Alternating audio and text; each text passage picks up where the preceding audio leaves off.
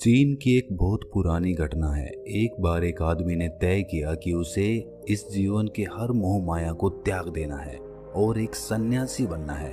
और वो ये सोचकर अपने गुरु के पास चला गया और कहा, गुरुजी, मुझे सन्यासी जीवन जीना है। गुरुजी ने पूछा, अरे क्या तू सच में सन्यासी बनना चाहता है? तब गुरु ने कहा कि ठीक है, आज के बाद से तू मुझसे कभी नहीं मिलेगा। जब जरूरत होगी तो मैं खुद ही तुझे बुला लूंगा। इस आश्रम में 500 से भी ज्यादा सन्यासी हैं और तुझे भी उनकी तरह ही रहना है।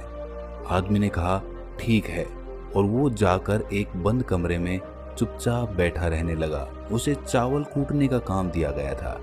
वो रोज 500 सन्यासियों के लिए चावल कूटता।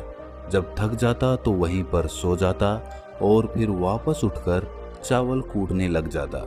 उसे लगता था कि जब गुरुजी को उसकी जरूरत होगी तो वो खुद ही उसे बुला लेंगे, और इसी इंतजार में वो बैठा रहता। वो सुबह से शाम तक बस चावल कूटता रहता, क्योंकि गुरुजी ने उसे यही करने को कहा था। 12 सालों तक यही चलता रहा, लेकिन तब तक वो बहुत शांत हो गया था। उसके मन में ना कोई विचार, ना कोई अड़चन, बस इसी काम में लगा रहता था। 12 सालों में ये उसकी दिनचर्या बन चुकी थी। 12 साल बाद गुरुजी को लगा कि अब उसके जाने का वक्त आ गया है। उसने घोषणा करवा दी कि जो भी मेरा उत्तराधिकारी बनना चाहता है वो रात में मेरे कमरे की दीवार को फांद कर आएगा और 4 पंक्तियां लिख कर जाएगा। उस पंक्ति में जीवन को कैसे सही तरीके से जीना है ये लिखना होगा, जीवन का सत्य लिखना होगा, लेकिन ये उसे स्वयं से लिखना है, खुद के अनुभव से बताना है। सभी गुरु को मानते थे, उनके शिष्य थे, लेकिन सब उन्हें इस तरह धोखा नहीं देना चाहते थे। उनके आगे खुद को प्रस्तुत करना आसान नहीं था। हिम्मत तो सभी शिष्यों में थी, लेकिन ये काम कोई करना नहीं चाह रहा था।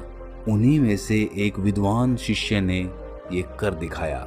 उसने दीवार फांदकर कमरे की दीवार पर 4 पंक्ति लिख दी, जिसमें लिखा था, सबसे पहले, मन एक दर्पण की तरह है। दूसरी, जिसमें धूल जम जाती है।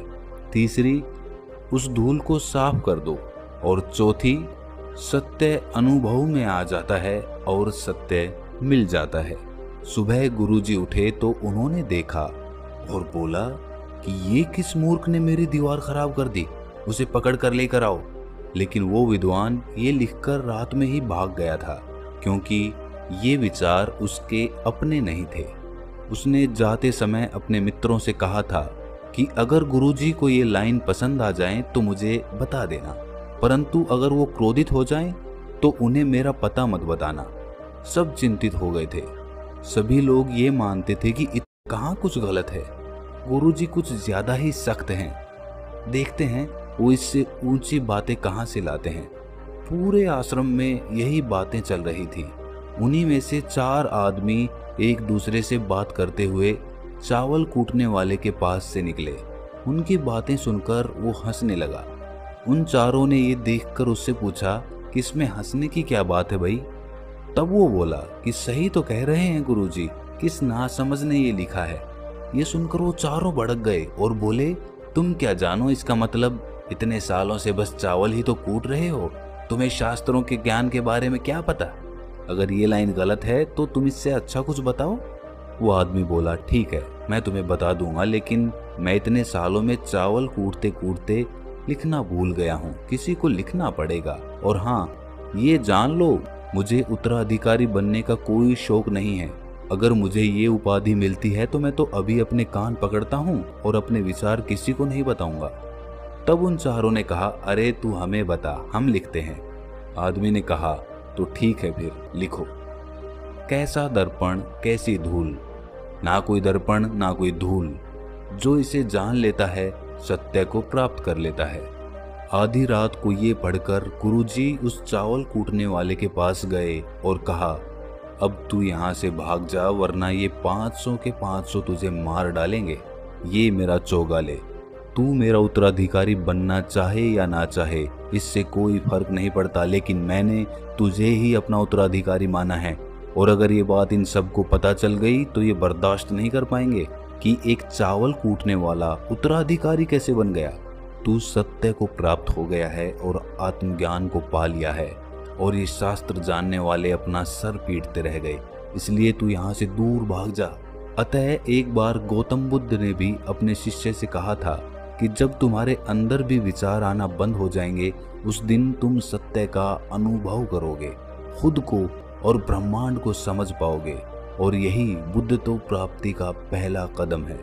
मन को शांत करने का पहला तरीका जो बौद्धिक ग्रंथों में बताया गया है वो है खुद के विचारों पर काम करना। आपके अंदर क्या चल रहा है उसे अच्छी तरह से समझना, ना कि अपने विचारों को कहीं भी दबाना। ऐसा करना गलत है।